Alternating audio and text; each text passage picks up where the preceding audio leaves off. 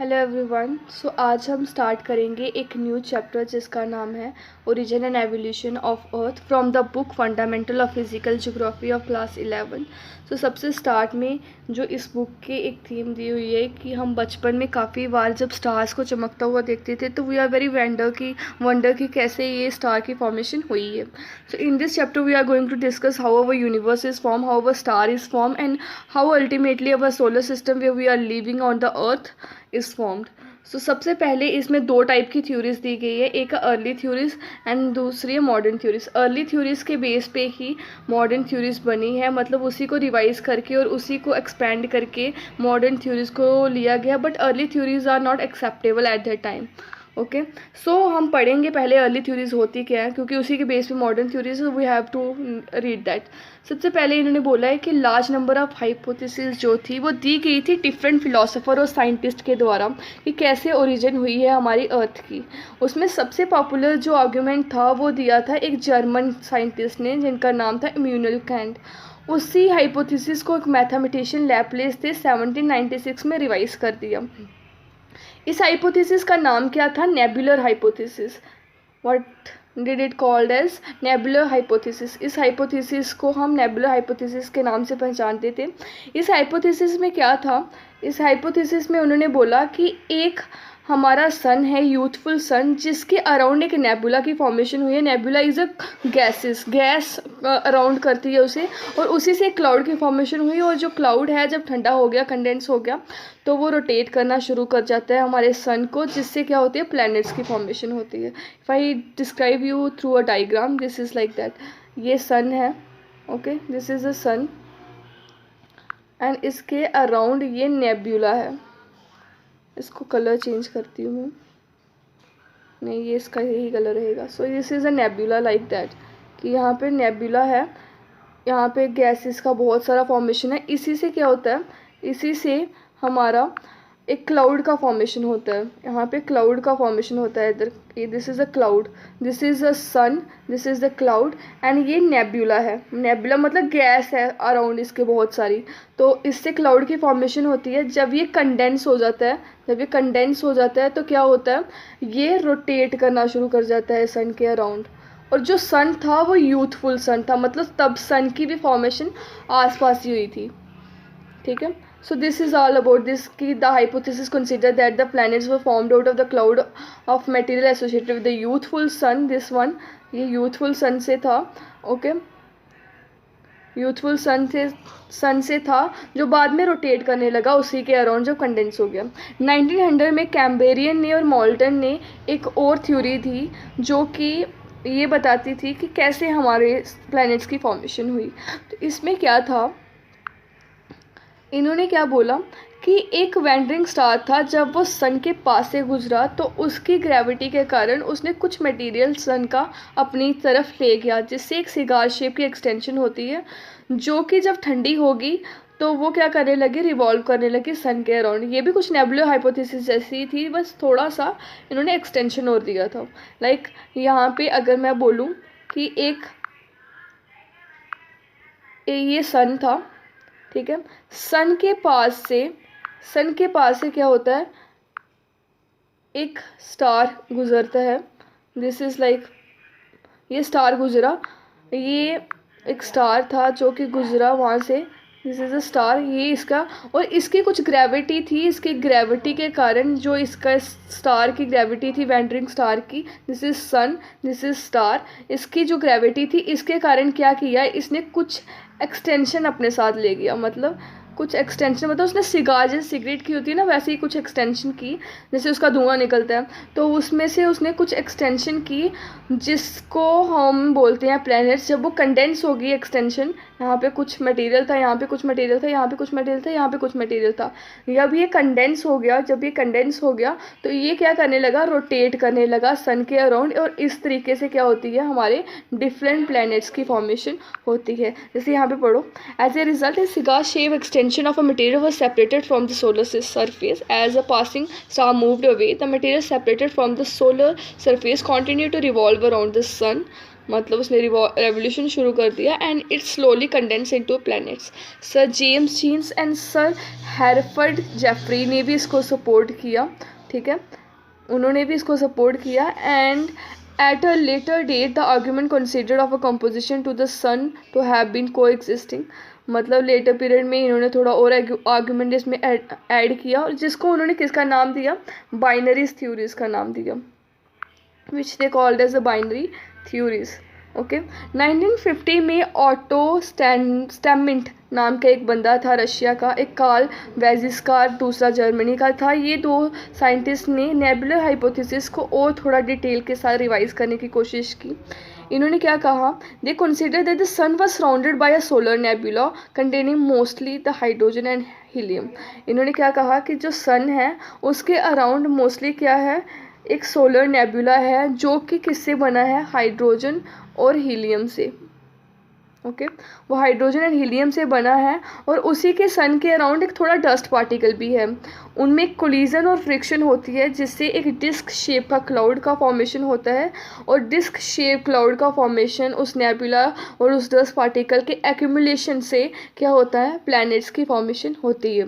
अगर मैं इसे डायग्राम से एक्सप्लेन करूँ तो ये कुछ इस तरीके से होगा। में क्या बताया हुआ था कि एक सन था, ठीक है, एक सन था जिसके अराउंड काफ़ी सारा नेबुला था लाइक दिस, जो कि किससे बना था, ये नेबुला जो था वो हाइड्रोजन हीलियम और कुछ डस्ट के कारण बना था।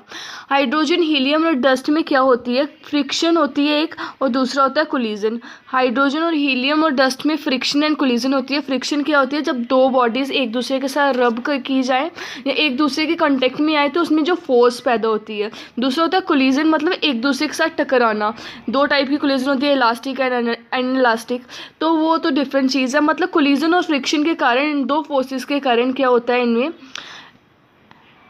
एक्यूमुलेशन प्रोसेस होता है। इसमें कौन सा प्रोसेस होता है, एक्यूमुलेशन। इन्होंने बोला है कि जब एक्यूमुलेशन होता है तो एक डिस्क लाइक स्ट्रक्चर बनता है, ठीक है, डिस्क लाइक स्ट्रक्चर बनता है। मतलब डिस्क लाइक स्ट्रक्चर किसका बनता है, क्लाउड का बनता है, जो कि बाद में कंडेंस होने के बाद क्या करने लगता है, वो रोटेट करने लगता है सन के अराउंड, या रिवॉल्व करने लगता है सन के अराउंड, ठीक है। सो यही थ्योरी जो थी, पहले हमने कैंट की थ्योरी में भी नेबुलर हाइपोथेसिस देखी थी, और उसको जो मैथमेटिशियन ने रिवाइज किया था उसमें भी देखी थी। देन 1900 में एक और थ्योरी आई थी जिसमें उन्होंने बोला था कि वैंडरिंग स्टार गुजरा था। इसी थ्योरी को थोड़ा और एक्सप्लेन किया, जिसमें ये बताया कि कैसे नेबुला में है क्या क्या है, कि एक हाइड्रोजन है, हीलियम और कुछ डस्ट है जिनकी कोलिजन हो रही है, जिसमें फ्रिक्शन प्रोड्यूस हो रही है, और जिसकी एक्यूमुलेशन से क्या हो रहा है, प्लैनेट्स की फॉर्मेशन हो रही है। अगर ये देखा जाए तो इन्होंने ये बोला, जो process of aeration, aeration is the process of accumulation. जो मैं एक्यूमुलेशन की बात कर रही हूँ उसमें क्या है कि एक के ऊपर दूसरी परतें चढ़ती जा रही है, कुछ पार्टिकल खुद के साथ कोलिजन कर रहे हैं, मतलब फ्रिक्शन प्रोड्यूस हो रही है, तो एक दूसरे के ऊपर परतें चढ़ती जा रही है, जिससे एक्यूमुलेशन प्रोसेस है। यहाँ पे एक्रिएशन प्रोसेस बोला है, इसको एक्यूमुलेशन प्रोसेस भी बोलते हैं, जिससे प्लैनेट्स की फॉर्मेशन होती है। उसके आगे ये जो आगे थ्योरीज दी है वो है मॉडर्न थ्योरीज। इसमें क्या है, बिग बैंग थ्योरीज को, मेन थ्योरी को मेनली ओरिजिन के लिए जिम्मेदार माना जाता है, कि जिससे कि हमारा यूनिवर्स की फॉर्मेशन हुई। 1920 में एक हम्बल नाम का एक साइंटिस्ट था जिसने ये बताया कि हमारा ये यूनिवर्स है, ये एक्सपैंड करता जा रहा है। मतलब हमें एक्सपीरियंस नहीं होता मगर ये एक्सपैंड कर रहा है, मतलब ये फैल रहा है। तो इसे एडविन हम्बल ने क्या बोला, इसे एक्सप्लेन करने के लिए उन्होंने एक एग्जाम्पल ली। उन्होंने क्या एग्जाम्पल ली कि अगर बैलून लिया जाए, बैलून के ऊपर कुछ मार्क्स किए जाएं, उस मार्क को अगर बाद में फुलाया जाए उस बैलून को, तो देखा जाता है कि बैलून के बीच का डिस्टेंस जो है वो इंक्रीज़ करता है। बट इसमें एक एक्सपेक्टेशन है, एक्सेप्शन है, सॉरी, वो एक्सेप्शन ये है कि ये जो गैलेक्सीज का डिस्टेंस तो इंक्रीज़ कर रहा है, बट साथ में जो हमारा बैलून के ऊपर हमने मार्क्स लगाए थे जिसको गैलेक्सीज का नाम दिया था, उसकी भी डिस्टेंस जो है वो इंक्रीज़ कर रही थी, उसकी भी लेंथ एंड ब्रेथ में क्या था, चेंज आ रहा था, जो कि पार्शली करेक्ट है। मतलब हम ये मानते हैं कि गैलेक्सीज के बीच का डिस्टेंस तो इंक्रीज़ कर रहा है, बट जो गैलेक्सीज का डिस्टेंस है, जो गैलेक्सीज की लेंथ एंड ब्रेथ है, वो इंक्रीज़ नहीं करती। ये देखो आगे इन्होंने पढ़ा भी, लिखा भी हुआ है, अगर इसको पढ़ो आप। एक है balloon and mark some points on it, like अगर मैं यहाँ पे दिखाऊँ, ये मैंने एक बैलून लिया, उसमें अगर ये पॉइंट लिए मैंने 2, ठीक है, इसको मैंने अगर फुलाया, ये फुलाया, तो यहाँ पे भी इसके पॉइंट क्या होते हैं, ये इंक्रीज़ करते जाते हैं, इनका भी साइज़ इंक्रीज़ हुआ और साथ में ये जो बीच का डिस्टेंस है ये भी इंक्रीज़ हो जाता है, मतलब ये डिस्टेंस भी इंक्रीज़ करता है और साथ में इसका भी साइज़ जो है वो इंक्रीज़ कर रहा है। ये जो साइज़ है ये एक्सेप्ट नहीं किया जाता कि इंक्रीज़ कर रहा है, बट बीच का जो डिस्टेंस है जब बैलून को फुलाया जाए तो जो गैलेक्सीज का डिस्टेंस है वो इंक्रीज़ जरूर करता है, जो कि इस हाइपोथेसिस के थ्रू बताया जा रहा था। ठीक है, यहाँ पे now if you start inflating the balloon the points marks on the balloon will appear be to be moving away from each other. So यही चीज़ इसमें इन्होंने एक्सप्लेन की है। The point themselves are expanding, यहाँ से scientists believe that through the space between the galaxies is increasing. Observation doesn't support the expansion of galaxies, so the balloon example is only partially correct. So ये जो example है ये सिर्फ partially हम सही मानते हैं और आधी जो है वो थोड़ी गलत है। Now we are going to describe how Big Bang theory is developed in different stages. मतलब इसके काफ़ी stages माने जाते हैं जिसमें हम Big Bang theory को जिम्मेदार मानते हैं किसका, डेवलपमेंट ऑफ यूनिवर्स में। सबसे पहले बोलता है in the beginning all the matter forming the universe exist in one place in the form of tiny balls. Singular atom के फॉर्म में था जिसमें काफ़ी स्मॉल वॉल्यूम था, इन्फिनाइट टेम्परेचर था और इन्फिनाइट डेंसिटी थी। लाइक एक छोटा सा आटम था,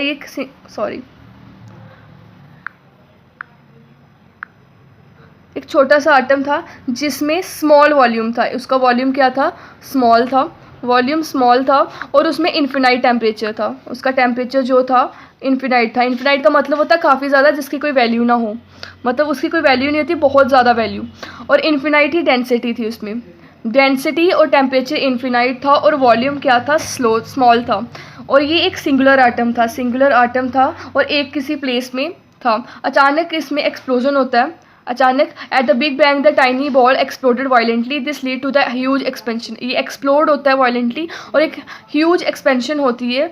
it is now generally accepted that event of big bang took place 13.7 billion ago. मतलब पहले तो एक्सप्लोजन होती है और ये जो बिग बैंग है आज से 13.7 बिलियन एगो पहले हुई है। The expansion continue even to the present day. ये एक्सपेंशन आज भी कॉन्टिन्यू है बट इसकी जो स्पीड है वो काफ़ी कम हो गई है। मतलब एक्सपेंड जो यूनिवर्स कर रहा है वो आज भी कर रहा है, मतलब एक्सप्लोजन कहीं ना कहीं हो रही है, कहीं ना कहीं एक्सपेंशन हो रही है, बट वो जो स्पीड है वो बहुत कम हो गई है। इसकी स्पीड जब ये स्टार्टिंग में एक्सप्लोड किया था उसकी स्पीड बहुत ज़्यादा थी, उसके बाद इसकी स्पीड कम होती जाती है, पर एक्सपेंशन कहीं ना कहीं आज भी हो रही है। लाइक यहाँ पे द एक्सपेंशन कॉन्टिन्यू इवन, यहाँ पे लिखा हुआ है the expansion continue even to the present day as it grew some energy was converted into matter. जैसे जैसे ये एक्सपेंशन हुई कुछ एनर्जी जो थी वो मैटर में कन्वर्ट होगी। There was a partially rapid expansion with the fraction of second after the bang. मतलब जब एक्सप्लोजन हुई, जब एक्सप्लोड हुआ तो उसके बाद एक्सपेंशन जो थी कुछ ही सेकेंड्स में होना शुरू हो गई थी। Thereafter the expansion had slow down, उसके बाद एक्सपेंशन स्लो हो जाती है, उसके बाद ये एक्सपेंशन जो थी वो स्लो होगी। And within the first 3 minutes big bang event the first atom was form. मतलब उस स्मॉल सिंगुलर आटम से एक्सपेंशन के बाद पहले 3 मिनट में क्या हुआ, एक पहला आटम की फॉर्मेशन होती है। ठीक है, और आगे with in 3 lakh year from the Big Bang temperature dropped to 4500 Kelvin and gave a rise to the atomic mass। मतलब आज इतने साल हो गए हैं, 3 लाख साल, और उससे कितना टेम्परेचर डिक्रीज़ कर गया, 4500 केल्विन का टेम्परेचर में ड्रॉप आया है, जिससे ही क्या हुआ हमारे यूनिवर्स में ये जो लिविंग ऑर्गेनिज्म या ये यूनिवर्स में जो भी ये एटॉमिक मैटर है इसकी फॉर्मेशन होना शुरू हुई। हमारा universe became transparent due to this. Okay, so अगर इसे हम छोटा सा कंक्लूड करें तो होता क्या है, अगर मैं एक डायग्राम्स के थ्रू आपको समझाने की कोशिश करूँ तो लाइक दैट एक छोटा सा एक आटम होता है। इस आटम को क्या बोलेंगे हम, एक सिंगुलर आटम है। सिंगुलर आटम है मतलब सिंगल सेल आटम है। सिंगुलर आटम मतलब सिर्फ एक ही है, जैसे कोई हाइड्रोजन हो तो सिर्फ हाइड्रोजन, एक सिंगल आटम, जैसे hydrogen is a single atom. ठीक है, तो एक सिंगल आटम था जिसमें क्या था, बहुत स्मॉल वॉल्यूम था, बहुत कम वॉल्यूम था उसका। इन्फिनाइट उसके अंदर टेम्परेचर था, मतलब बहुत गर्म था, बहुत टेम्परेचर था, इन्फिनाइट टेम्परेचर था जिसकी कोई वैल्यू ना हो, और इन्फिनाइट ही डेंसिटी थी। इन्फिनाइट डेंसिटी का मतलब उसमें काफ़ी चीज़ें समाई हुई थी जो काफ़ी मतलब मजबूत, काफ़ी डेंसिटी थी, काफ़ी मॉलिक्यूल जो थे वो साथ में जुड़े थे। डेंसिटी का क्या होता है कि जिसके सबसे ज़्यादा डेंसिटी होती है उसमें मॉलिक्यूल जो होते हैं वो पास पास में जुड़े होते हैं, तो उसमें काफ़ी ज़्यादा ही डेंसिटी थी, काफ़ी ज़्यादा टेम्परेचर था। ये अचानक एक्सप्लोड हो जाता है, गेट एक्सप्लोडेड, अचानक एक्सप्लोड हो जाता है, जिससे एक्सपेंशन होना शुरू हो जाती है यूनिवर्स की, ठीक है। इससे एक्सपेंशन होना शुरू हो जाती है यूनिवर्स की। और पहले 3 मिनट में क्या होता है, फर्स्ट आटम की फॉर्मेशन होती है। पहले 3 मिनट में फर्स्ट आटम की फॉर्मेशन होती है। इसमें एनर्जी किस में कन्वर्ट हो रही थी, मैटर में कन्वर्ट हो रही थी। पहले इसकी एक्सपेंशन बहुत तेज़ थी, उसके बाद आज के डेट में भी एक्सपेंशन हो रही है, बट इसकी जो स्पीड है वो काफ़ी कम हो चुकी है। Speed very low but expansion at the till now. और उसके बाद 3 लाख साल हो गए हैं एक्सपेंशन को, और उसमें कितना टेम्परेचर डिक्रीज़ आ गया, 4500 केल्विन का टेम्परेचर डिक्रीज़ आया, जिसके कारण ही क्या हुआ, एटॉमिक मैटर जो था उसकी फॉर्मेशन होना शुरू हुई। आज से अगर प्रेजेंट डेट की बात की जाए तो 13.7 बिलियन ईयर अगो पहले ये एक्सपेंशन हुआ था। और 3 लाख ईयर जो था जब ये बीत गए थे, तो टेम्परेचर का कितना ड्रॉप हो गया उसमें, ठीक है। एक्सपेंशन तो 13.7 बिलियन अगो पहले हो गया था, और 3 लाख ईयर तक जब टाइम हो गया तो उस टाइम पे टेम्परेचर कितना गिर गया, 4500 केल्विन का टेम्परेचर में ड्रॉप आया। नेक्स्ट यहाँ पे इन्होंने बोला है, यहाँ पे ये जो एक्सपेंशन है इसमें ये तो बोला जाता है कि इंक्रीज़ हो रही है, क्या हो रही है, इंक्रीज़ हो रही है हमारे गैलेक्सीज के बीच में स्पेस की, बट गैलेक्सीज की जो डिस्टेंस है, गैलेक्सीज का जो लेंथ एंड ब्रेथ है वो इंक्रीज़ नहीं हो रही। एक और हमें कंसेप्ट मिलता है, होल्स कंसेप्ट, जिसमें ये बोलता है कि स्टडी है, मतलब एक्सपेंशन नहीं हो रही, बट इसके related there is no any evidence, इसमें कोई भी एविडेंस नहीं था, नो एविडेंस, ठीक है। इसमें कोई भी एविडेंस नहीं था, तो इसलिए ये वाली थ्योरी को रिजेक्ट किया जाता है। और हम कौन सी थ्योरी को एक्सेप्ट करते हैं, big bang. There is also one theory which is called as a Brahma. Brahma मतलब अगर धर्मों के अकॉर्डिंग की जाए तो ब्रह्मा थ्योरी है, जिसमें भी फॉर्मेशन बताई जाती है, but leave it, we are going to discuss now the star formation. Star formation में क्या था, distribution of matter and energy was not even in a early universe. मतलब जब यूनिवर्स का फॉर्मेशन हुआ, जब एक्सपेंशन हुआ, जब बिग बैंग हुआ, तो उस टाइम पे ये जो मैटर और एनर्जी थी, इसका जो डिस्ट्रीब्यूशन था वो इवन नहीं था, मतलब कहीं ज़्यादा था, कभी कम था। ये जो डेंसिटी का डिफरेंस आया बीच में, जैसे ये कुछ बड़ा है, अगर मैं ये बोलूँ, अगर ये कुछ बड़ा है, ये छोटा है, तो इनके बीच में डेंसिटी का डिफरेंस है, मतलब कहीं ज़्यादा मॉलिक्यूल्स है, कहीं कम मॉलिक्यूल्स है। इसी के कारण क्या होता है, ग्रेविटी का डिस्टेंस आ जाता है, मतलब ग्रेविटी का चेंज आता है। जिसका ज़्यादा बड़ा आकार होगा, जिसमें ज़्यादा मॉलिक्यूल्स होंगे, जिसमें ज़्यादा मैटर होगा, उसकी ग्रेविटी ज़्यादा होगी, जिसमें कम होगा उसकी ग्रेविटी कम होगी। जो ज़्यादा ग्रेविटी वाली चीज़ होती है वो कम ग्रेविटी वाली चीज़ को अपनी ओर खींच लेती है। तो ये जो डिफरेंस आ रहा था ग्रेविटी का, ठीक है, यहाँ पे लिखा था initial density difference give rise to the difference in the gravitation force and it cause the matter to be get drawn together, मतलब जिसका ज़्यादा होगी वो छोटे वाले को अपने पास खींच लेगी। These form the basis for the development, these form the basis for the development of, यहाँ पे ऊपर sorry, these form the basis for the development of galaxies. इसी के कारण जो कम वाली थी वो किसकी ओर खींची जा रही थी, बड़े वाले की, और वो एक्यूमुलेशन होना शुरू हो जाती है, और फिर से एक के ऊपर एक और एक के ऊपर एक वाला एक्यूमुलेशन होना शुरू हो जाती है, जिससे गैलेक्सीज की फॉर्मेशन हुई। गैलेक्सीज किसके कहते हैं, जिसमें बहुत सारे स्टार्स हों, काफ़ी सारे तारे हो, तो उसे गैलेक्सीज कहते हैं। गैलेक्सीज स्प्रेड होती है काफ़ी लंबे बड़े एरिया में, और मिलियंस ऑफ लाइट ईयर्स का डिस्टेंस होता है उनमें, मिलियंस ऑफ लाइट ईयर का स्टार्स के बीच में डिस्टेंस होता है।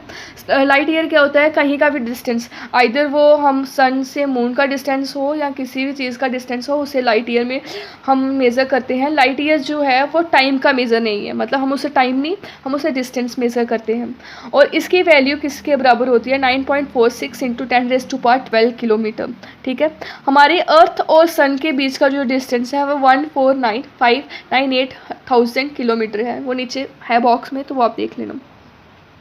The diameter of individual galaxies ranges for 80,000 to 1,50,000, ठीक है, इसका ये डिस्टेंस रहता है लाइट ईयर्स का। Galaxy start to form by accumulation of hydrogen gas in the form of very large cloud called nebula.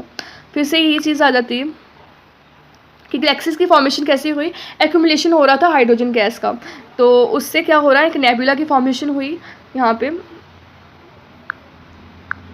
उससे नेबुला की फॉर्मेशन हुई।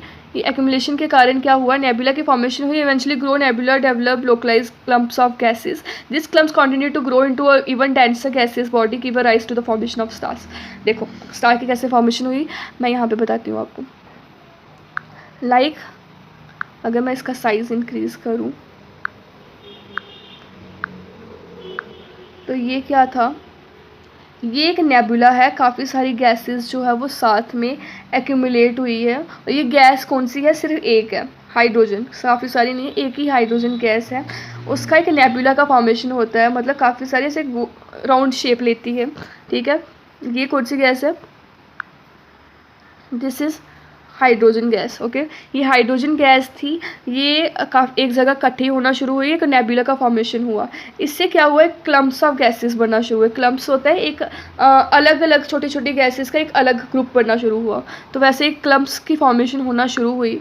ठीक है, यहाँ पे एक छोटा सा क्लम्प बन गया, यहाँ पे भी एक छोटा सा क्लम्प्स बन गया, इसी नेबुला से, जो कि बाद में एक्यूमुलेट, मतलब एक के ऊपर ऐसे क्लम्प्स और ग्रेविटी के डिफरेंस के कारण जो एक दूसरे के साथ ये टकराते गए और एक बड़ी बॉडी बनाती, तो जिससे क्या हुआ? एक स्टार की फॉर्मेशन हो जाती है। मतलब छोटी छोटी चीज़ें क्या कर रही थी? एक दूसरे के साथ एक्यूमुलेट हो रही थी। पहले एक नेबुला था गैस का, जिसको हाइड्रोजन से बना था, जिससे क्लम्प्स बनते हैं गैसेस के, एक छोटे छोटे अलग अलग ग्रुप गैसेस, मतलब एक अलग अलग क्लाउड टाइप फॉर्मेशन करते हैं वो हाइड्रोजन के गैस के ही। और वो जब एक दूसरे के साथ एक्यूमुलेट होना शुरू हुए, एक छोटा ग्रुप दूसरे के साथ जब ग्रेविटी डिफरेंस के साथ एक्यूमुलेट होना शुरू हुआ, तो एक बड़ी बॉडी बनती है जिसका नाम है स्टार। ओके, जो स्टार की फॉर्मेशन है वो 5 से 6 बिलियन अगो पहले हो चुकी है। मतलब ये बिलीव किया जाता है कि स्टार की फॉर्मेशन आज से 5 से 6 बिलियन ईयर अगो हुई थी। और ये वाला है लाइट ईयर, इसको पढ़ लेना। लाइट ईयर में क्या है, कैसे है? लाइट किसके साथ ट्रैवल करती है? 3 × 10⁻⁴ किसके साथ? 8 के साथ सेकेंड पर किलोमीटर पर सेकेंड। इन्होंने 3 लाख किलोमीटर पर सेकेंड के रूप में दिया, तो हम दूसरे तरीके से भी कर सकते हैं। इसको मेज़र किया जाता है किसके साथ? 9.46 ये वाली वैल्यू के साथ। और अर्थ और सन का जो डिस्टेंस मैंने बोला वो ये था। और सन से अर्थ पे जो लाइट आती है वो कितने मिनट में आती है? 8.31 मिनट्स में। ठीक है, इसकी एग्जैक्ट वैल्यू देख लेना। फॉर्मेशन ऑफ प्लैनेट्स, फॉर्मेशन कैसे हुआ प्लैनेट्स का, अब हम वो देखेंगे। Following are consider to be the stage in the development of planets. कुछ स्टेजेस दी गई हैं जिससे प्लैनेट की फॉर्मेशन होती है। पहले हम अलग अलग करते हैं, फिर कंक्लूड कर लेंगे। Stars are localize lumps of gases with a nebula. Clumps या लम्प्स एक ही चीज़ होती है। स्टार्स जो थी वो लोकलाइज्ड लम्प्स थे ये गैसेस की विद अ नेबुला, मतलब नेबुला की जो फॉर्मेशन हुई थी उसी से क्या था? लम्प्स ऑफ गैसेस, मतलब एक अलग अलग ग्रुप बनना शुरू हो गया। उनके बीच में डिफरेंस आ रहा था ग्रेविटी की फोर्स का, जो कि जिसके कारण क्या हुआ? एक कोर की फॉर्मेशन होती है उसी नेबुला के अंदर, और एक डिस्क शेप स्ट्रक्चर ले लेता है and dust develop around the gas core like this. So होता क्या है, लाइक ऐसे ही मैं यहाँ पे डिस्क्राइब करूँ कि एक नेबुला की फॉर्मेशन होती है ऐसे। ये एक नेबुला है जिसमें एक हाइड्रोजन गैस का नेबुला, ठीक है। उसमें से क्या होता है, एक अंदर की ओर फोर्स लगती है, क्योंकि ग्रेविटी की जो फोर्स है वो अंदर की ओर लगती है। ग्रेविटी जो भी चीज़ खींचती है वो अपनी ओर अंदर की, जैसे अर्थ के ऊपर भी आप खड़े हो तो वो किसकी ओर? नीचे की ओर खींच रही है, तो उससे एक कोर की फॉर्मेशन होती है जो कि अंदर की ओर फोर्स लगा रही थी। इस तरीके से यहाँ पे क्या होगा? एक कोर की फॉर्मेशन होगी लाइक दिस। यहाँ पे एक कोर की फॉर्मेशन होगी जो डिस्क शेप का होगा। किस शेप का होगा? यहाँ पे क्या था? एक हमारा नेबुला था जिससे लम्प्स ऑफ गैसेस बनना शुरू हो गए, लम्प्स बनना शुरू हो गए। लाइक यहाँ पे भी एक लम्प्स है, यहाँ पे भी लम्प्स, और उससे कोर की फॉर्मेशन होती है क्योंकि वो अंदर की ओर जा रही थी फोर्स, जिससे कोर की एक फॉर्मेशन होती है। उस कोर की फॉर्मेशन से कौन सी शेप आती है? डिस्क लाइक शेप आती है। ओके, फर्स्ट स्टेज में ये बताया है हमें। सेकेंड स्टेज में ये बोल रहा है कि the gas cloud started getting condense. जो गैस क्लाउड थे डिफरेंट उसके कोर के अराउंड, जो हमने बोला था कि लम्प्स ऑफ गैसेस बने थे, वो क्या करने लगे? वो कंडेंस होना शुरू हो गए। वो कंडेंस होना शुरू हो गए कोर के अराउंड ही, यहाँ पे डिस्क शेप स्ट्रक्चर बना था उसके अराउंड ही कंडेंस होना शुरू हो गए। और वहाँ से क्या फॉर्मेशन हुई? एक प्लैनेटिज्मल्स की फॉर्मेशन हुई। प्लैनेटिज्मल्स की फॉर्मेशन होना शुरू हो गई। प्लैनेटिज्मल्स क्या होते हैं? वो एक स्मॉल राउंड ऑब्जेक्ट होते हैं, मतलब गोल शेप के होते हैं, जो कोहिजन के फोर्स के कारण डेवलप हुए होते हैं। जैसे कि the small rounded object by the process of cohesion develop into what is called as the planetesimals. ठीक है, वो प्लैनेटिज्मल्स की फॉर्मेशन होना शुरू हो जाती है उसके अराउंड ही, जब वो कंडेंस होना शुरू हो जाते हैं gas clouds. Larger bodies start forming by the collision and gravitational attraction cause, मतलब डिफरेंट जो ग्रेविटी का डिफरेंस आ रहा था तो उसमें क्या कर रहे थे, लार्जर बॉडीज़ का फॉर्मेशन होना शुरू हो जाए, क्योंकि छोटी छोटी बॉडीज़ क्या कर रही थी, एक दूसरे के साथ टकरा रही थी ग्रेविटी के कारण, और उससे क्या हो रहा था, वो टक्कर इतनी ज़ोर से हो रही थी, इलास्टिक कोलिजन या वट एवर यू वांट, दो जो कोलाइड कर रहे थे तो उससे बड़ी फॉर्मेशन हो रही थी, या तो वो टोटली ही ख़त्म हो जा रहा था, या फिर जब दो चीज़ें कोलाइड करती है तो उससे क्या होती है, एक नई चीज़ बड़ी की फॉर्मेशन हो जाती है। प्लैनेटिज्मल्स क्या होती है, large number of smaller bodies, मतलब काफ़ी छोटी छोटी चीज़ें होती हैं, छोटी छोटी बॉडीज़ होती हैं, और उसी छोटी छोटी बॉडीज़ से क्या होता है, वो फिर से एक्सीलेट करती है, फिर से एक्यूमुलेट करती है, तो उससे बड़ी वही चीज़ फिर से एक्सप्लेन की जा रही है। अगर टोटल पूरे प्रोसेस को देखा जाए तो वो कुछ इस तरीके से है। एक नेबुला था, नेबुला की फॉर्मेशन थी, यहाँ पे नेबुला था काफ़ी ज़्यादा हाइड्रोजन गैस का, उससे लम्प्स ऑफ गैसेस बनना शुरू हुए, यहाँ पे लम्प्स, यहाँ पे लम्प्स,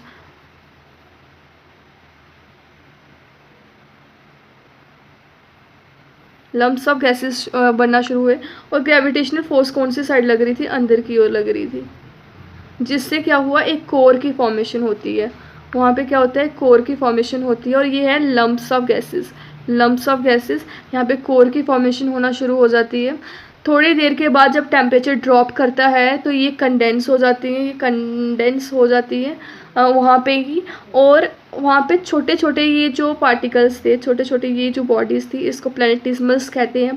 प्लैनेटिज्मल्स, जब ये प्लैनेटिज्मल की फॉर्मेशन हो जाती है तो ये किससे होती है, ये भी एक्यूमुलेशन के प्रोसेस से होती है, और ऐसे ही छोटे छोटे ये जो प्लैनेट्स की फॉर्मेशन हुई है एक्यूमुलेशन के कारण या एसिरेशन के कारण, तो ये जब एक दूसरे की ग्रेविटी के कारण कोलाइड करते हैं एक दूसरे के साथ, तो इससे जैसे ये दो छोटी, अगर मैं यहाँ पे बताऊँ कि दो छोटी बॉडीज़ थी, इन दोनों में टक्कर होती है तो ये किसकी फॉर्मेशन करती है, एक बड़ी बॉडी की, तो इस तरीके से क्या हो रही थी, ये दोनों क्या है, प्लैनेटिज्मल्स, और इससे ये जो बड़ी बॉडी बन रही है तो ये किसकी फॉर्मेशन कर रहे थे, प्लैनेट्स की फॉर्मेशन कर रहे थे। This is how our planets were formed. Next चीज़ है सोलर सिस्टम कैसे फॉर्म हुआ, ठीक है, कैसे हमारा सोलर सिस्टम जो है वो फॉर्म होता है। अब solar system consist of 8 planets, में 8 प्लैनेट्स हैं।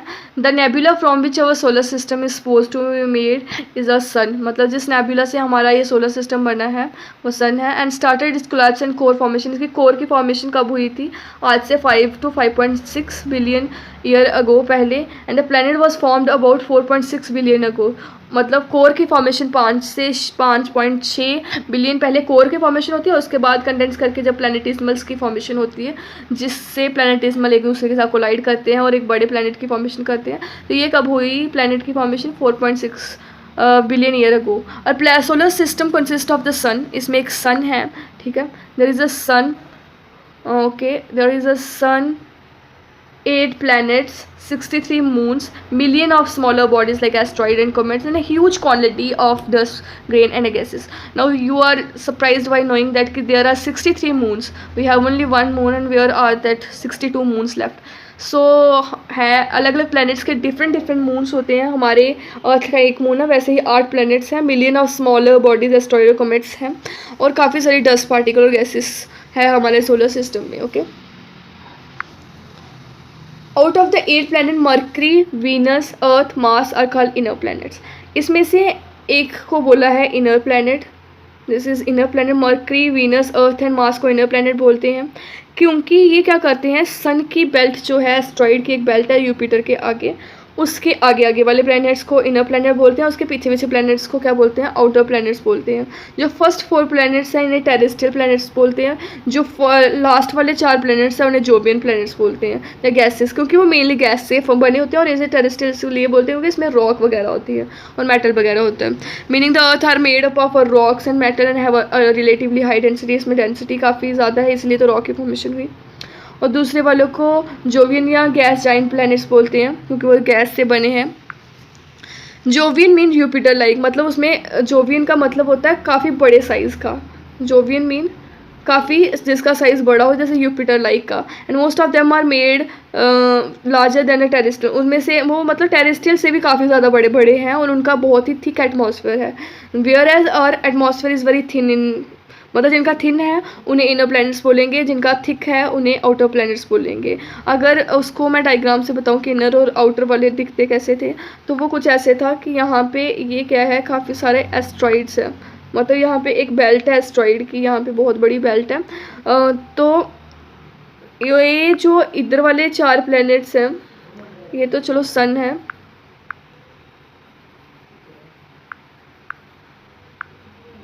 ये सन है। इधर वाले 4 प्लैनेट्स जो हैं वो इनर प्लैनेट्स हैं, और ये वाले जो प्लैनेट्स 4 हैं ये कौन से, outer. This is outer one, this is inner one. Inner planet है, ये आउटर प्लैनेट्स हैं। और ये एक एस्ट्रॉइड बेल्ट है, जो इस साइड वाले हैं उन्हें इनर बोलते हैं, जो इस साइड वाले हैं उन्हें आउटर बोलते हैं। इनकी डेंसिटी क्या है, ज़्यादा है, डेंसिटी ज़्यादा है। ये रॉक वगैरह मेटल वगैरह से बने हैं। और इसमें क्या है, इसे टेरेस्ट्रियल प्लैनेट्स बोलते हैं। और इसमें डेंसिटी कम होती है, फर्स्ट थिंग। इनमें थिक एटमॉस्फेयर होता है, आर पार नहीं देखा जा सकता, इसमें थिन एटमॉस्फेयर होता है। और ये जो है वो एस्ट्रॉइड बेल्ट के उस साइड है। जो गैस इसमें मेनली है वो है हाइड्रोजन एंड हीलियम, क्योंकि पीछे भी हमने नेबुला इसी का ही पढ़ा है। तो मेनली गैस जिससे सारी चीज़ें फॉर्म हुई है वो हाइड्रोजन एंड हीलियम ही है। नौ इसमें सबसे ऊपर इन्होंने बोला है कि पहले हमारे पास प्लूटो भी था, बट अभी प्लूटो को बाहर निकाल दिया गया है। अगस्त 2006 में एक कमेटी बैठी थी, इंटरनेशनल एस्ट्रोनॉमिकल यूनियन, जिसने ये डिसीजन लिया कि प्लूटो जो है एक हमारा प्लेनेट नहीं है। मतलब ये प्लेनेट नहीं है, ड्वार्फ प्लेनेट की कैटेगरी में आता है। और ये क्यों नहीं है, तो इसका एक रीज़न है, प्लैनेट्स जो होते हैं 3 कैटेगरी को अगर फॉलो करें तो वो बनते हैं। और प्लूटो ने जिस कैटेगरी को फॉलो नहीं किया था, तो वो कौन सी थी, कि जो भी प्लैनेट हो उसमें इतनी ग्रेविटेशनल पुल ज़रूर होनी चाहिए कि वो क्या करे, आसपास का जो उसका एटमॉस्फेयर है वहाँ पे डिफरेंट एस्ट्रॉइड, ये नहीं कि उसके आसपास बहुत एस्ट्रॉइड्स हों, बहुत सारी डिफरेंट हो, स्मॉल बॉडीज़ हों, तो वो क्या करता है, अपनी ग्रेविटी पुल के साथ वो खींचता रहता है। तो प्लूटो उसे खींच नहीं पा रहा था। लाइक अगर मैं यहाँ पर लिखूँ, this is a planet, this is a Pluto, ठीक है, this Pluto, and there are large number of bodies which are not getting attract by this gravity. इसकी इतनी ग्रेविटी नहीं थी कि वो उसे अट्रैक्ट कर सके अपनी ओर। तो इसके कारण क्या हुआ, ये थर्ड पॉलिसी, ये थर्ड स्टेटमेंट इसने नहीं करेक्ट किया, and that's why it's called as a dwarf planets, एंड इसे प्लैनेट्स की लिस्ट से बाहर निकाल दिया। अभी कुछ डिफरेंस है टेरेस्ट्रियल और जोवियन प्लैनेट्स में। तो ये क्या है, the terrestrial planets were formed in a close vicinity to of a parent star where it was too warm for the gas to condense to the solid particle, and Jovian जो होते हैं वो थोड़े दूर होते हैं। गैस मतलब ये जो पेरेंट स्टार जैसे हमारा सन है, तो ये जो 4 प्लैनेट्स हैं, मरकरी, अर्थ, मार्स और वीनस, ये उस बेल्ट के अंदर है। और इसमें काफ़ी ज़्यादा गैसेस को वो कंडेंस नहीं कर देता, क्योंकि उसमें काफ़ी गर्मी रहती है। और जोवियन वाले थोड़े दूर रहते हैं, तो उसमें जो पार्टिकल्स होते हैं वो कंडेंस कर जाते हैं, जिससे हमारा एक थिक एटमॉस्फेयर की फॉर्मेशन होती है। दूसरा ये है कि solar wind was the most, जो हमारे टेरेस्ट्रियल प्लैनेट्स हैं वहाँ पे सोलर विंड्स काफ़ी ज़्यादा हैं। सोलर विंड्स के होने के कारण क्या होता है, जो भी गैस या डस्ट पार्टिकल होते हैं उसे वो अपने साथ उड़ा के ले जाती है, जबकि जो जोवियन प्लैनेट्स हैं they are far away from the sun, and sun की जो सोलर विंड्स हैं they are not so capable that they take all that gases and they form a thick atmosphere there, ठीक है। Third one is terrestrial planets are smaller and their lower gravity could not hold the escaping gas. मतलब terrestrial planets की gravity कम होती है, वो smaller, क्योंकि small size में small gravity, and small gravity mean they are not able to attract all the gases to there, and jovian काफ़ी ज़्यादा बड़े होते हैं तो उनसे वो एस्केप ही नहीं कर पाती। सो देयर आर द 3, जिसमें यही बताया गया कि गैसेस के एस्केप ना होने से थिक एटमॉस्फेयर की फॉर्मेशन होती है जोवियन प्लैनेट्स पे, जिसके कारण क्या होता है, दिस इनर प्लैनेट्स को अलग, मतलब टेरेस्ट्रियल जिसमें रॉक पाई जाती है, और उसमें मेनली कौन सी चीज़ पाई जाती है, गैसेस पाई जाती है। Next topic we are going to discuss the moon. Okay, we are going to discuss the moon. The moon is the only natural satellite of the earth. इसमें सिर्फ पहली मतलब एक अकेली सैटेलाइट है अर्थ की, जो अर्थ के अराउंड घूमती है। सैटेलाइट क्या होती है कि कोई भी बॉडी के अराउंड जो चीज़ घूमती है, जैसे अर्थ के अराउंड जो भी चीज़ चक्कर लगाती है उसे हम सैटेलाइट कहेंगे। हमने भी काफ़ी सारी आर्टिफिशियल सैटेलाइट एटमॉस्फेयर में छोड़ी हुई हैं, जो कि हमारे पर्पसेस के लिए हैं, लाइक हर वेदर का फॉरकास्टिंग, लाइक इस टाइप की चीज़ों के लिए। तो मून इज़ इकलौती एक नेचुरल सैटेलाइट है। Like the origin of earth they have been attempting to explain how the moon was form. जैसे अर्थ की फॉर्मेशन हमने देखी, तो वैसे ही काफ़ी सारे अटैम्प्ट्स दिए गए कि हमारे मून की फॉर्मेशन कैसे हुई। 1838 में सर जॉर्ज डैफ्रिन ने एक एक्सप्लेनेशन दी थी जिसमें ये बोला था कि अर्थ और मार्स पहले एक ही बॉडी हुआ करते थे, एंड कुछ हमारा शेप था, डम्बल बेल शेप स्ट्रक्चर था, और ये सेपरेट हो जाते हैं थोड़ी देर बाद, और उसमें एक डिप्रेशन बनता है जिसे हम पैसिफिक ओशन डिप्रेशन कहते हैं। ये देखिए, साथ में मैं बता रही थी कि there are 63 moon, so there are like Mercury का 0 है, वीनस का 0 है, ये अर्थ का 1 मून है, मार्स के 2 मून है, 53 जुपिटर के, सैटर्न के भी 53, 27 यूरेनस के एंड 30 नेपट्यून के। ठीक है, तो यहाँ से बनते हैं 63 मून्स। ओके, सो नेक्स्ट है कि वो डम्बल वेल शेप, हमारा जो मून पहले अर्थ था, हमारा ये अर्थ था डम्बल वेल शेप्ड का स्ट्रक्चर था, ये अचानक टूट जाता है। टूटने के बाद क्या होता है, कुछ हिस्सा जो है वो अलग हो जाता है, जिससे यहाँ पे एक डिप्रेशन की फॉर्मेशन होती है, जिसको हम प्रेजेंट डे पैसिफिक ओशन भी बोलते हैं। बट ये जो प्रेजेंट साइंटिस्ट हैं इस चीज़ को नहीं मानते, ये जो प्रेजेंट साइंटिस्ट है ये चीज़ को नहीं मानते। वो क्या बिलीव करते हैं कि एक जायंट इम्पैक्ट हुआ था जिसे बिग स्प्लैट भी कहते हैं। ठीक है, बिग स्प्लैट भी कहते हैं। इसमें क्या हुआ था, एक अर्थ थी, उसमें यहाँ पे बताती हूँ मैं। तो इसमें क्या हुआ, दिस इज अर अर्थ, उसमें 3 साइज, मास के 3 साइज का ये अर्थ है, वो चीज़ कोलाइड करती है। जब वो कोलाइड करती है तो वहाँ पे एक डिप्रेशन बनता है, जिससे कुछ बॉडीज अब बाहर निकलती है, जिसको हम मून कहते हैं। ठीक है, यहाँ पे एक स्प्लाट होता है, मतलब कोलाइड करते हैं वो, और उससे क्या होता है, मून की फॉर्मेशन होती है। और ये मून की फॉर्मेशन 4.44 बिलियन ईयर अगो पहले हुई है, जो कि ऑर्बिट कर रहा है अराउंड द अर्थ। मतलब वो जो हमारी अर्थ से चीज़ निकली बाहर, तो यहाँ पे एक डिप्रेशन बन गया, और ये क्या करने लगा कि अर्थ की ग्रेविटी के कारण क्या करने लगा, हमारे आसपास चक्कर लगाना शुरू हो गया, ऑर्बिट करना शुरू हो गया। Next is evolution of earth कैसे हुआ। Do you know that the planet earth initially was a barren rocky and hot object.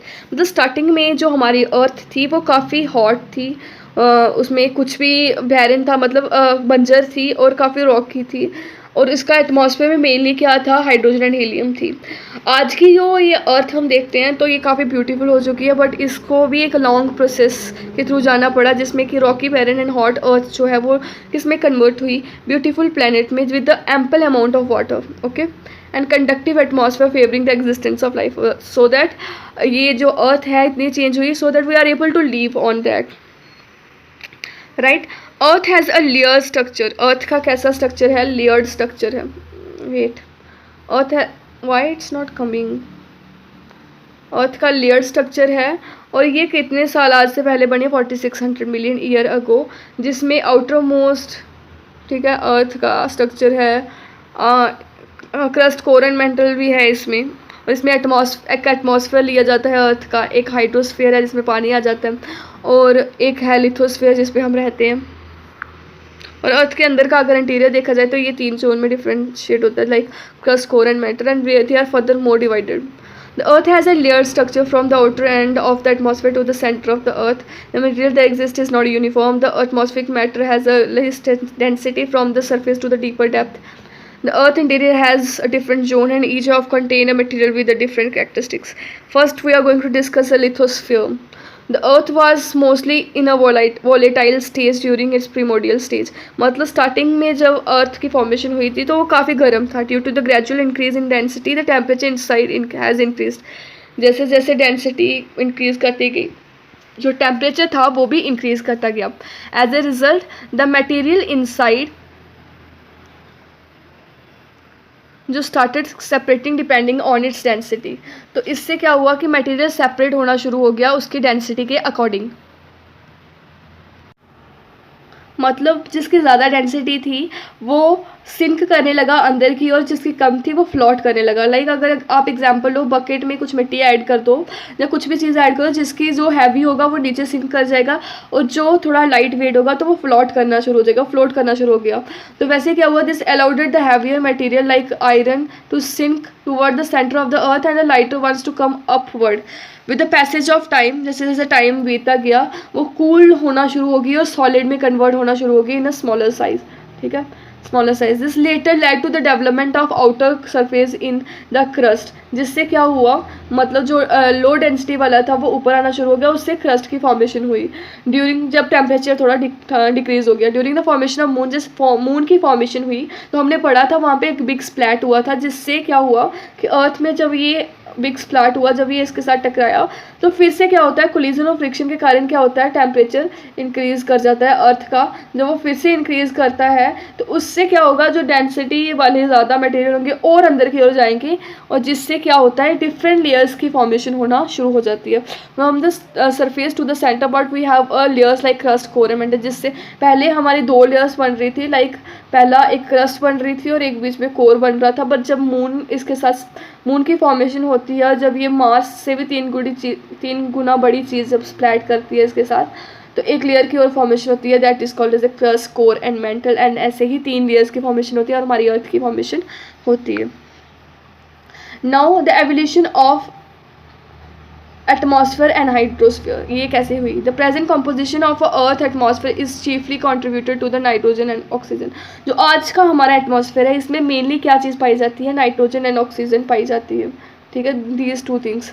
But आगे अगर इसकी कॉम्पोजिशन और उसकी स्ट्रक्चर की बात करें तो हम चैप्टर 8 में ये चीज़ देखेंगे, ठीक है।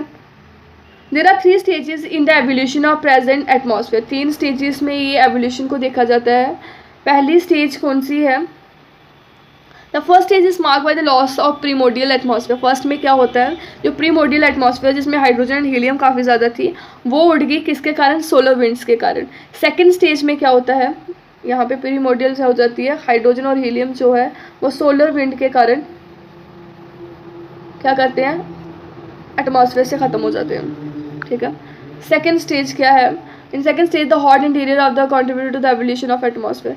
सेकेंड स्टेज में हमें क्या होता है, एवोल्यूशन ऑफ एटमॉस्फेयर होता है, क्योंकि अंदर का जो टेम्परेचर था उससे हीट लॉस हो रही थी, उससे वाटर वेपर का राइज हो रहा था, और उससे क्या होता है, हमारे एटमॉस्फेयर की फॉर्मेशन होती है। ये आगे हम और पढ़ेंगे। एंड थर्ड में क्या होता है, फोटोसिंथेसिस का प्रोसेस शुरू होता है, जिससे मेन लिविंग वर्ल्ड की फॉर्मेशन हो जाती है। सबसे पहले क्या होता है, जो अर्ली एटमॉस्फेयर था with the hydrogen and helium, उसमें हाइड्रोजन और हीलियम काफ़ी ज़्यादा थी, वो सोलर विंड्स के कारण ख़त्म हो जाती है। This happen not only in the case, ये सिर्फ अर्थ के केस में नहीं, it's with all the terrestrial planet which are near to the sun, okay. उसमें क्या होता है, प्रीमोडियल एटमॉस्फेयर का लॉस हो जाता है। जब अर्थ की ये वाली स्टेज आती है तो उसके बाद क्या होता है कि टेम्परेचर डिक्रीज़ करना शुरू हो जाता है। जब टेम्परेचर डिक्रीज़ करना शुरू हो जाता है तो टेम्परेचर के कारण भी क्या होता है, और उसके बाद जब मून का स्प्लैट हुआ तो फिर से टेम्परेचर इंक्रीज़ हुआ, तो उसके कारण क्या होता है कि वाटर वेपर का राइज, जो चीज़ गर्म होती है, लाइक अगर आप प्रेस को लो किसी गीले कपड़े के ऊपर रखो तो वाटर वेपर, वहाँ से मॉइस्चर का लॉस होगा। तो वैसे जब इसमें लॉस होना शुरू हो जाता है तो उसमें वाटर वेपर का राइज होता है, जिससे क्या होता है, this started to the evolution of present atmosphere and the earth early atmosphere largely contain, जिससे वाटर वेपर का इंक्रीज हो जाता है। वाटर वेपर का इंक्रीज हो जाता है, carbon dioxide, methane and very little amount of free oxygen जो थी वो निकलना शुरू होगी। ये जो वाटर वेपर और टेम्परेचर का लॉस हो रहा था, हम इसको क्या कहते हैं, जो ये gases carbon dioxide, methane, ammonia and some oxygen, nitrogen and that water vapours का जो लॉस हो रहा था, इसे हम डीगैसिंग कहते हैं।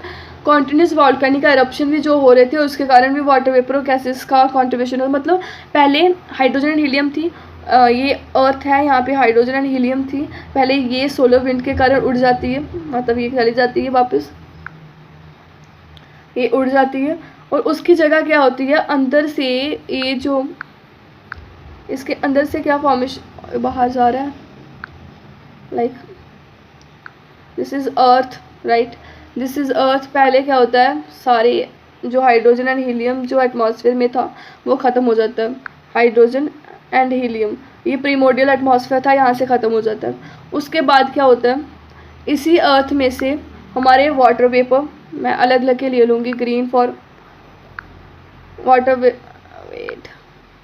वाटर वेपर्स निकलते हैं, ठीक है, नाइट्रोजन निकलती है, ऑक्सीजन थोड़ा स्मॉल अमाउंट में, मीथेन, अमोनिया, ठीक है, ये चीज़ें निकलती हैं, मैं इसका नाम देती हूँ, water vapour, ammonia, methane, carbon dioxide and little oxygen, ये चीज़ की निकलने की शुरू हो जाती है, और इसमें क्या हो रहा है, टेम्परेचर इंक्रीज, टेम्परेचर के कारण जो टेम्परेचर का लॉस होता जा रहा था वहाँ पे, और टेम्परेचर बाद में इंक्रीज भी किया, तो उसके कारण ये चीज़ें की एक्सपेंशन, मतलब ये चीज़ें निकल रही थी और जिससे डीगैसिंग हो रही थी और कुछ वॉल्केनिक एरप्शन भी हो रहा था। ठीक है, ये एक उन्होंने स्केल दिया हुआ है आगे बुक के पेज में, जिसको ज्योग्राफिकल स्केल कहते हैं, जिससे ये पूरा बताया है कि कैसे हमारा पूरा सिस्टम होता है। लाइक अगर मैं यहाँ पे ओरिजिनल पेज पे करूँ तो ये कुछ ऐसा दिखेगा। यहाँ से देखो, सबसे पहले हमारे यूनिवर्स की फॉर्मेशन हुई, सन की फॉर्मेशन हुई, उसमें बहुत सारी कार्बन डाइऑक्साइड थी, उसका लॉस होता है। उसके बाद उस पर क्या होते हैं, कॉन्टिनेंट एंड ओशन जो हम आगे पढ़ेंगे वो बनेंगे। उसके बाद एक यूनिसेलुलर बैक्टीरिया होता है, उसमें कॉम्प्लेक्स ऑर्गेनिक मैटर होता है, वो स्प्लिट होता है, कोई डुप्लीकेट करता है तो ब्लू एल्गा बनाता है। और जैसे जैसे ये चीज़ इंक्रीज़ हो जाती है तो एंड में क्या होता है, हमारे एक मॉडर्न मैन की फॉर्मेशन होती है। तो ये पूरा प्रोसेस और डिफरेंट एरा बताए हुए हैं कि कैसे ये फॉर्मेशन होती है। ठीक है, नेक्स्ट यहाँ पे ये जो हम पीछे पढ़ रहे थे कि कैसे टेम्परेचर लॉस हो रहा था, कैसे वाटर वेपर इंक्रीज़ करते जा रहे थे। जो कार्बन डाइऑक्साइड थी एटमॉस्फेयर में, वो जो वाटर वेपर उसमें ऊपर क्लाउड फॉर्मेशन कर रहे थे, तो वो उसके साथ मिक्स होते जा रहे थे।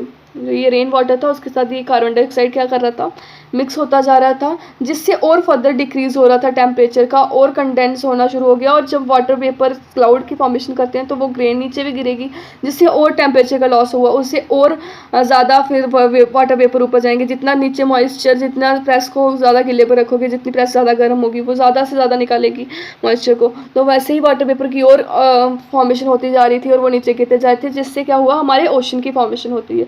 मतलब लाइक अगर मैं यहाँ पे दिखाऊँ, ये एक अर्थ है, यहाँ पे एक स्प्लैट के कारण कुछ बीच में गड्ढे हैं जिससे हम ओशन कहेंगे।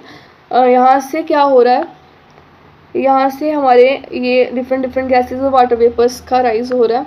यहाँ पे कुछ क्लाउड्स हैं, उसकी फॉर्मेशन हो रही है। क्लाउड की फॉर्मेशन के साथ साथ यहाँ पे कार्बन डाइऑक्साइड है जो कि इसके साथ मिक्स किया जा रहा था, जो बहुत ज़्यादा था पहले, जैसे लाइफ इज़ नॉट पॉसिबल। तो ये बाद में क्या होगा, ये रेन बन के नीचे गिरेगा, जिससे क्या होगा, ये अब रेन बन के नीचे की ओर गिर रहा है। जब रेन की नीचे गिरेगा तो इसका टेम्परेचर और कम होगा, टेम्परेचर कम होगा, साथ साथ में क्या होगा, ये जो गड्ढे होंगे यहाँ पे क्या होगा, पानी भरना शुरू हो जाएगा। तो इससे क्या फॉर्मेशन होती है, इससे फॉर्म होती है हमारे ओशन की, जिससे ओशन की फॉर्मेशन होना शुरू हो जाती है। And the earth ocean was form 500 million year ago, पहले की फॉर्मेशन हुई है। And this tell that the ocean was as old as 4000 million year ago, कुछ भी टाइमिंग ले लो। Some time around 3800 year ago life began to evolve, मतलब 3800 million अगो पहले हमारी लाइफ इवॉल्व होना शुरू हुई, क्योंकि जो वाटर वेपर से ऑक्सीजन, मतलब रेन होना शुरू हुई, तो रेन में, पानी में मैक्सिमम क्या होता है, ऑक्सीजन होती है, क्योंकि H2O हैविंग ऑक्सीजन मॉलिक्यूल 2, तो ऑक्सीजन पहले पानी के फॉर्म में था। ओशन में ऑक्सीजन आई, ओशन में ऑक्सीजन आने के साथ ओशन में ही कुछ देर के लिए क्या हुआ, लाइफ कन्फाइंड होकर रह गई, कि ओशन में ही लाइफ थी।